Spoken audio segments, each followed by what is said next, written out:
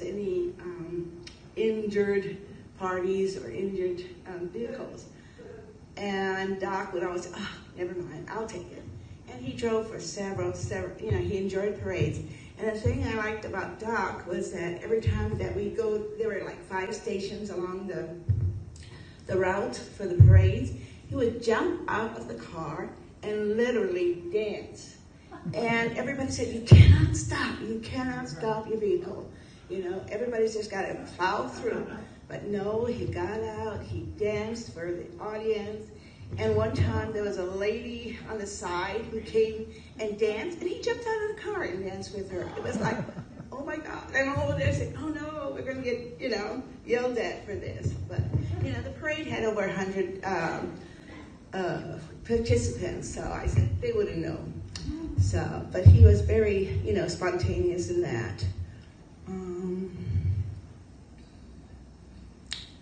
Yeah, and Doc, I remember when he was chosen for Pau Rider.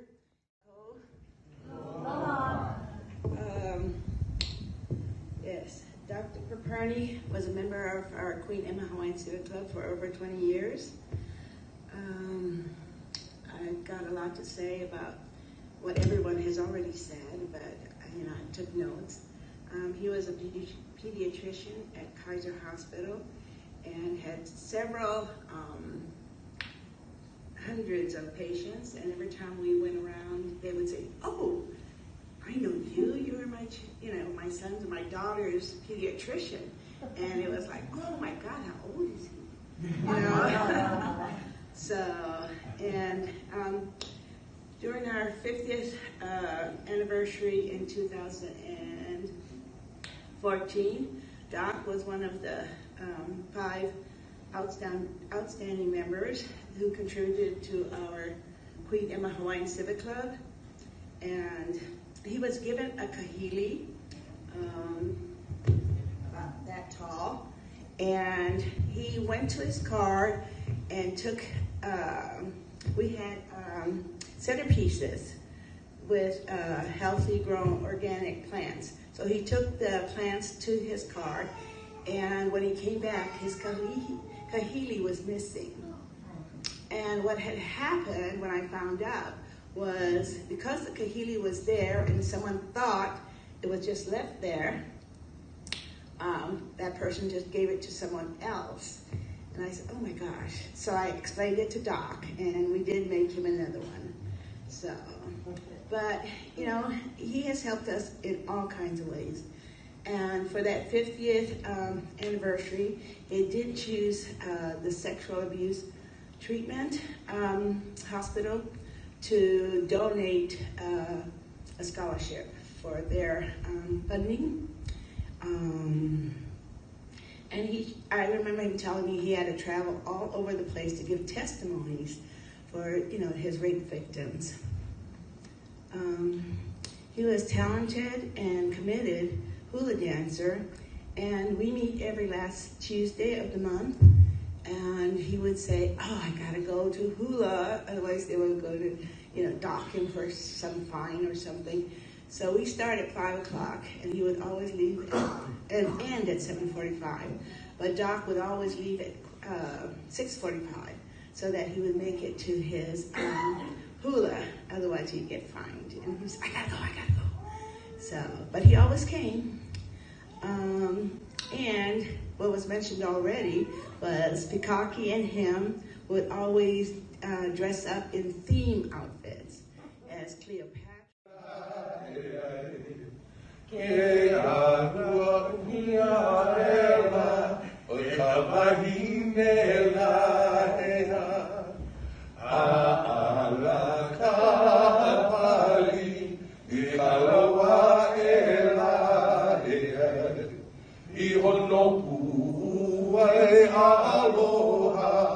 Aloha o wela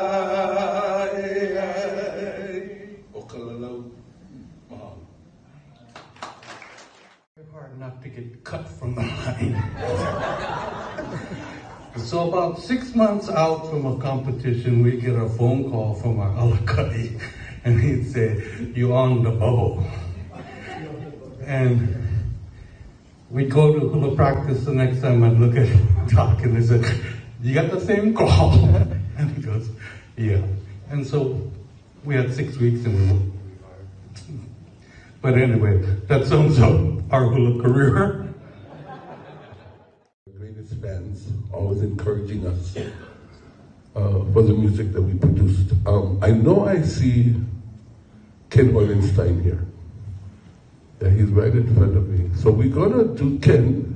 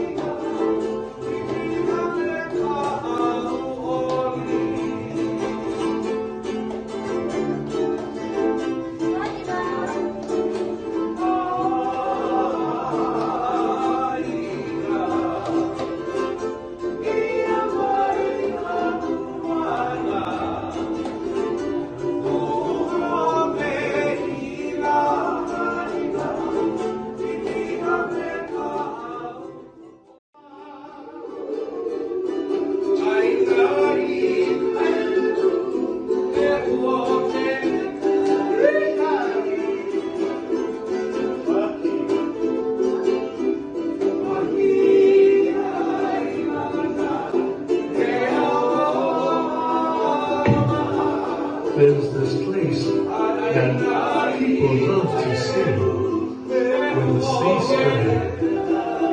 The tables are slow.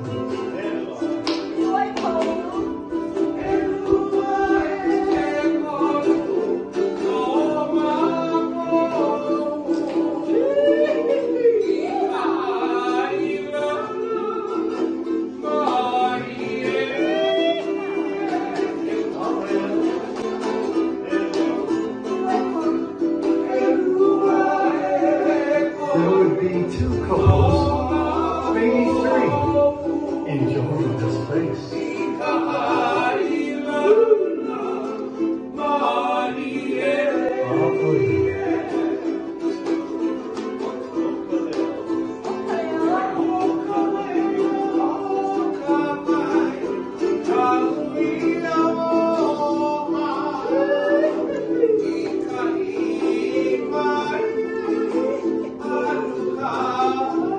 Oh, yeah.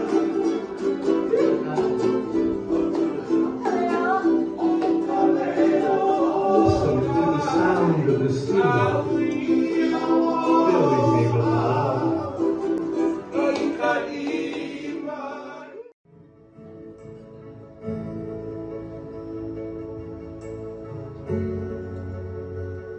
Like me,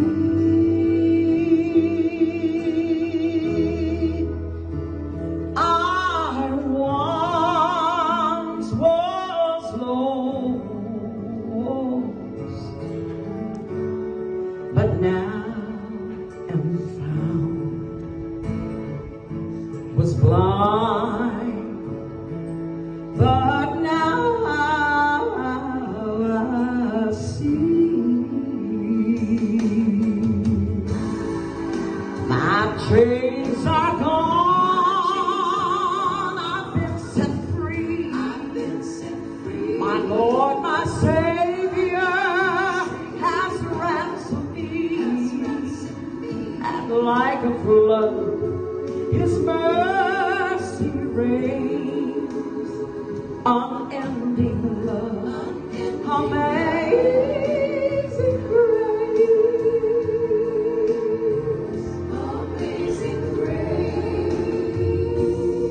Look on my cotton, and I know, all of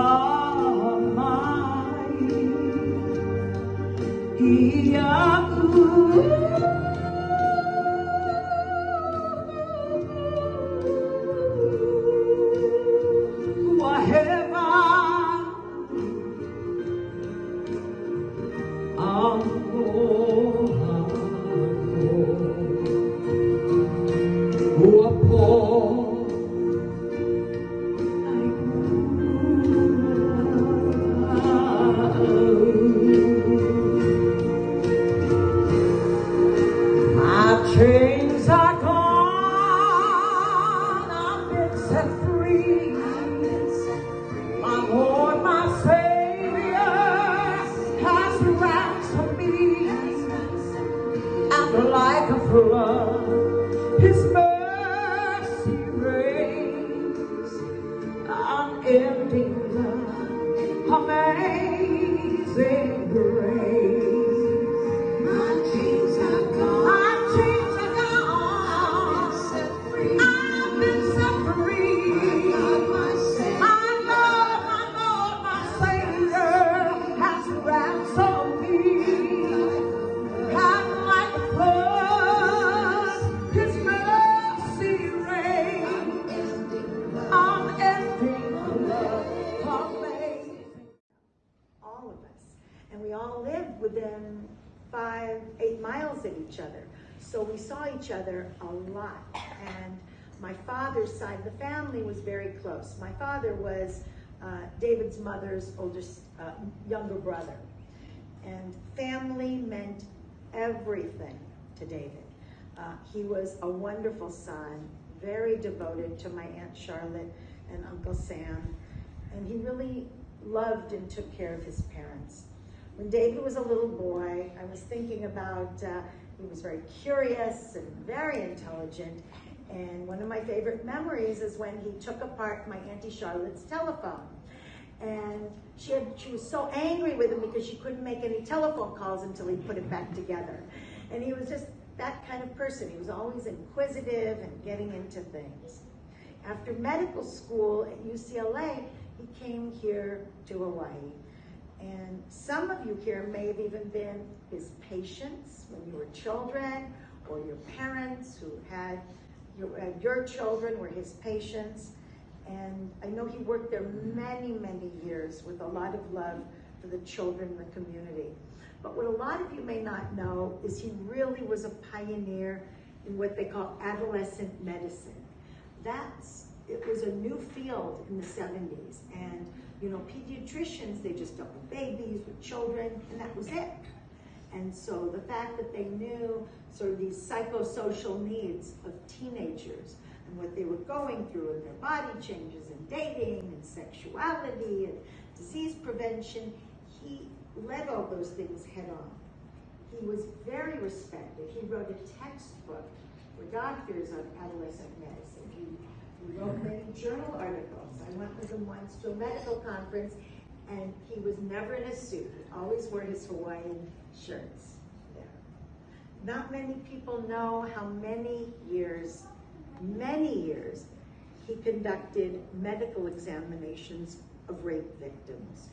Some of them little children, toddlers, and older children, and teenagers. And this was very difficult work. And as you can imagine, to have to examine a child who had just gone through something that traumatic, David showed them much compassion, gentleness when they were at their most vulnerable and frightened. He knew that if he did the proper examination, they'd be able to find these perpetrators and convicted them. He didn't like talking about this work, not at all, when I asked him about it, and it was very upsetting to him. He even told me he had nightmares. David spoke often about Jerry with much joy and pride. He was so excited when Jerry found the love of his life in Dow. They actually met in Las Vegas, and you'll have to ask them about that later on. David was so excited about their wedding that he invited our ohana, our family, to join them in Vietnam for the celebration. And David and Lauren danced beautiful, beautiful hula at their wedding. And as you can imagine, at a Vietnamese wedding, they had never seen anything like this. It's a trip I'm always going to remember and how meaningful it was. Our family all fell in love with Dow's 3 children. And then later, soon after, they had twins. So, by the way, Jerry was a father of 5 kids at the age of 27. Pretty amazing.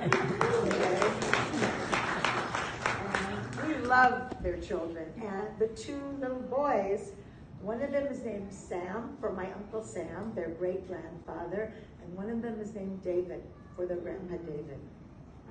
Dow is the daughter David never had. They would speak constantly on the telephone. And David sometimes said he liked talking to Dow better than Jerry. He was so proud of them and the life they've created in Vietnam. When David was diagnosed with cancer, Jerry flew here to take care of him for a few months before they went to Vietnam. David was told, like Jerry said, he only had 6 months left to live, and he wanted to spend the rest of his life with his immediate family in Vietnam. So before they left, I flew out to spend a week with him because I knew it was probably going to be the last time I would ever see my cousin. Last year, David and I spoke on the phone, and I said, David, we thought you'd be dead by now. and really, we were laughing and crying because we never expected him to live almost 2 years from the time of his diagnosis. And I credit all that to the incredible love and support that Jerry and Dow gave him and the attention they received from his family. And I know that some of you came out for his one of his last birthdays, and it meant so much to him. There wasn't any special medical treatment that he was getting in Vietnam. It was only love. That's what sustained him. So David had 3 funerals, you may have heard. One was in Vietnam, which was a Buddhist ceremony. One was in Los Angeles, a Jewish ceremony. And now the song Memory of Waikiki.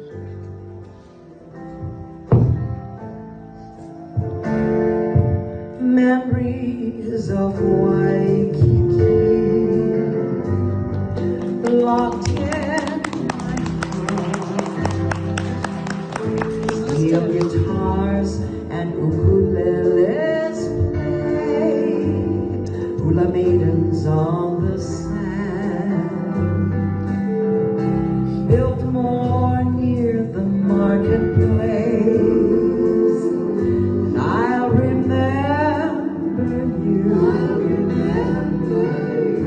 Echoes softly down the avenue as the Beach Boys sing and play. Just one more day. Just one more time. Come back and stay a while and let the music play. Just one more time. Just one more day. Come back and stay a while and let the music play. Pictures from that golden time. How I wish I was there. Smell the flowers blooming everywhere. People smiling as they pass. Strolling down that miracle mile. On Moana to Queen Sir. The bell tower coming into view on the beach at Waikiki. Just one more day. Just one more time. Come back and stay a while and let the music play. Just one more day. Just one more time. It's so nice to see family and friends out there, and your father was wonderful. He danced his heart out even in the Philippines. And like Pikaki said, he was so genuine, and we all know that. If not, you wouldn't be here. I cannot thank you enough, cousin, for seeing all those wonderful things. And yes, your beautiful wife, he's so proud, and especially when you were having twins. Oh, he was so excited. So this man is phenomenal, as we all know. Thank you, because he truly blessed our lives too. We would like to do something for all of you. Okay. Oh, okay. But this is going to shock you. My daughter, who's now 42 years old, he was her doctor when she was a baby, an infant. Yeah, and so when I found that out from when he was at Pikaki, you know, and I said, and I saw his name on my daughter. I was going through my daughter's papers and stuff, and I saw his name. I went, oh, that is him. I was so shocked. But, you know, you cannot help but love him. It was so sweet. So I'm prepared, because we have to go. We have another event we have to go to. But these are some of the special songs. The messages are most important to honor him. And yes, I'm crying inside too, because there's nobody else like him. Your dad was one of a kind. Yeah. And yes, Pikaki, he was just soulmate. Yeah. He's a lucky guy, because he took me to this convention at Ihilani. And I said, oh, that's my first time. I said, come with me. I like check out the hotel.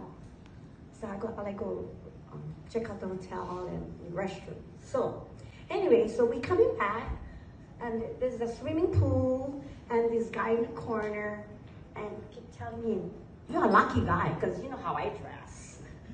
I'm like, whoa. Anyway, so he's so proud. You know, he's proud of me. He always has comment, you know, being with me. But I get him dressed up too, because he's handsome. Yeah. So the guys go, you're a lucky guy. And he's like busy with his cell phone. I said, Doc, he's talking to you. He go, well, she's taken. So anyway, we just go all over the place. So he always travels. When he come back, he always takes me. And everybody knows that he's my husband, you know. I said, yeah, you're a lucky guy. I always throw that to his face because I remember that. I said, why you tell him that? You know, maybe he like check me out too, yeah? Yeah, he could be, you know, another doctor. But anyway, he's my my husband, my buddy. He's everything. Yeah, I miss him.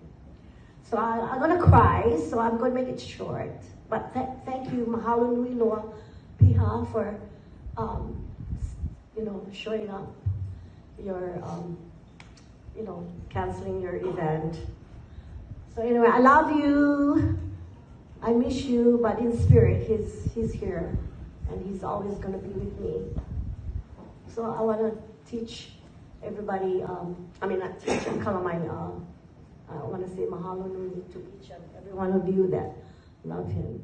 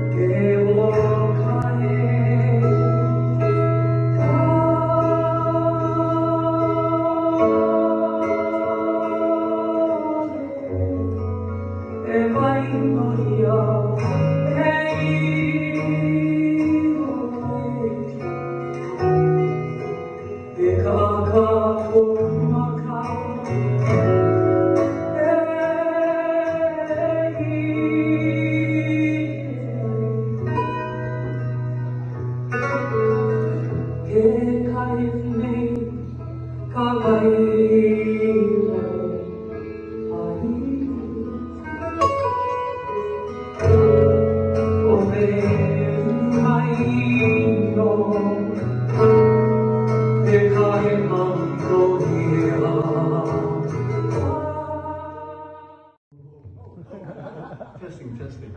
Aloha mai kako. Aloha. Isn't it a beautiful day to celebrate Doc's life, everybody? Let's make a joyous sound. Give him a nice applause.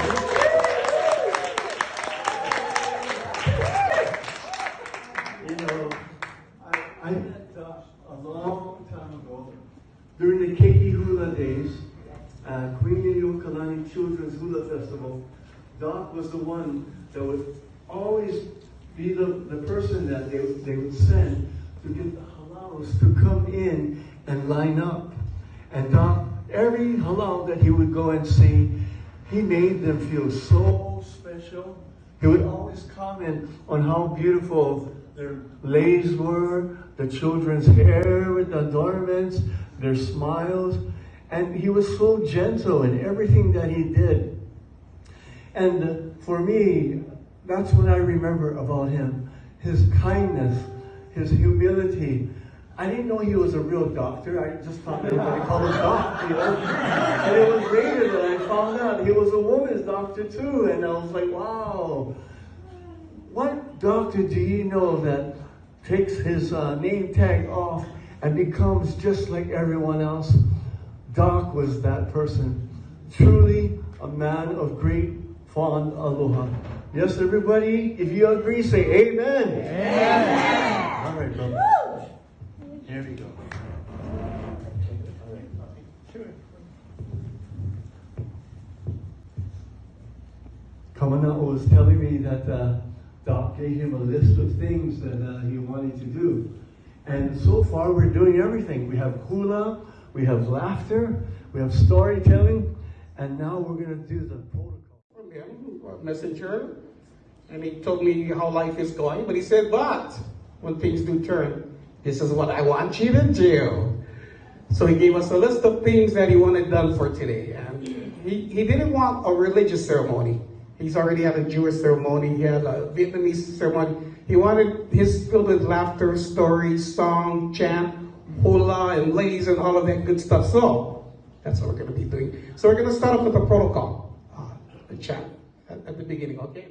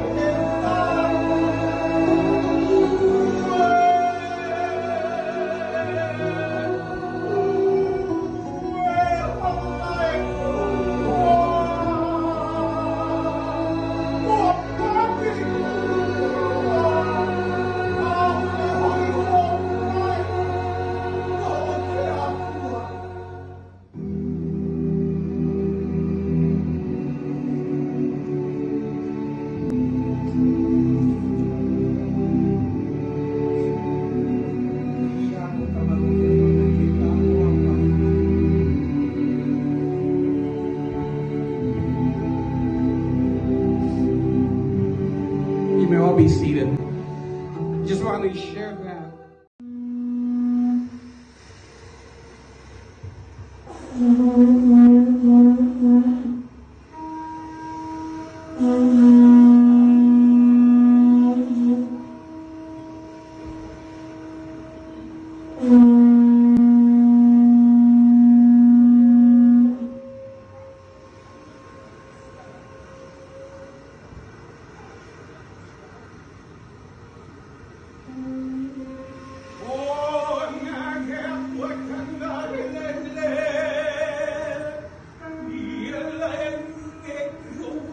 Hey!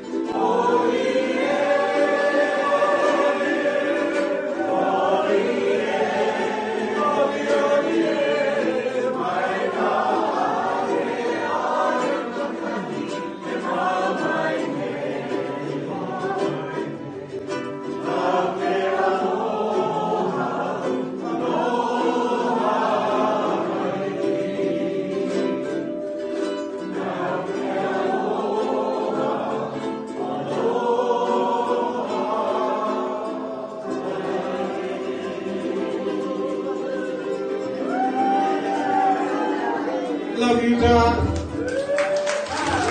you, Doc. Everyone, And that he had a reason for everything. So the fact that he made me do 3 funerals, one in Vietnam and one in LA and one in Hawaii, he basically had me walk through his life and meet all the people that I normally wouldn't meet, talk to some people that I normally wouldn't talk to about him, and to understand him and his life and to connect with him. And ever since he's passed away, these things have become more relevant to me now that I have kids too, and what I should and want to pass down to my kids about culture, because culture didn't mean a lot to me before. It was just something that my dad raised me with, and I had no connection to it. But now, after he passed, and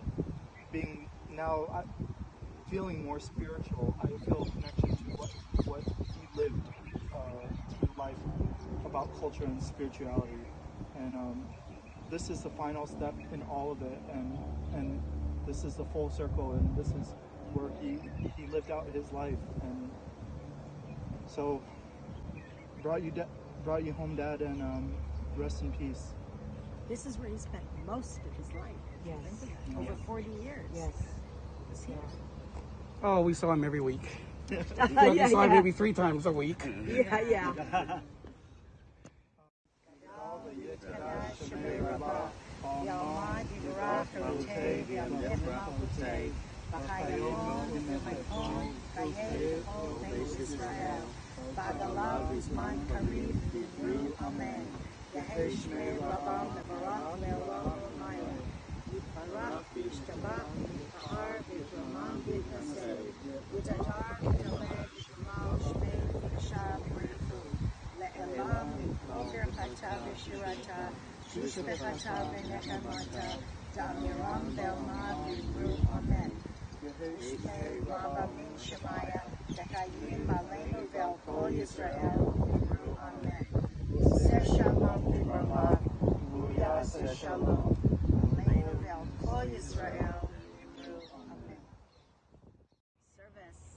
Last Sunday, he said these words. Very beautiful. When I die, if you need to weep, cry for your brother, walking the street beside you. And when you need me, put your arms around anyone and give them what you need to give me. You can love me most by letting hands touch hands and souls touch souls. You can love me most by sharing your simplest, that's your happy occasions, and multiplying your mitzvah, that's your blessings. You can love me most by letting me live in your eyes, not in your mind. And when you say the mourner's kaddish, which we traditionally do for me, remember that what our Torah teaches us, love doesn't die, people do. So when all that's left of me is love, give me away.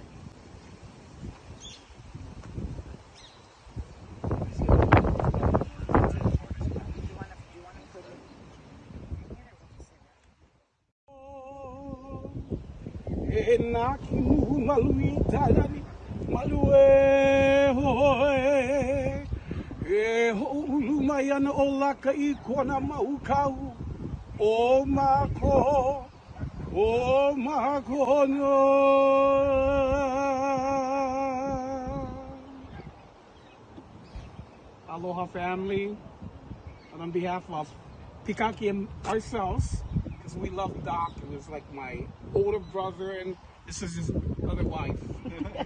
And we're fortunate to be part of his life. Only wife. Only. We're just happy to be part of his life. And Everybody knows that. Share many special moments. So this is going to be something short, and I will let you guys say a few things. Someone who cherished me to the end, close to me,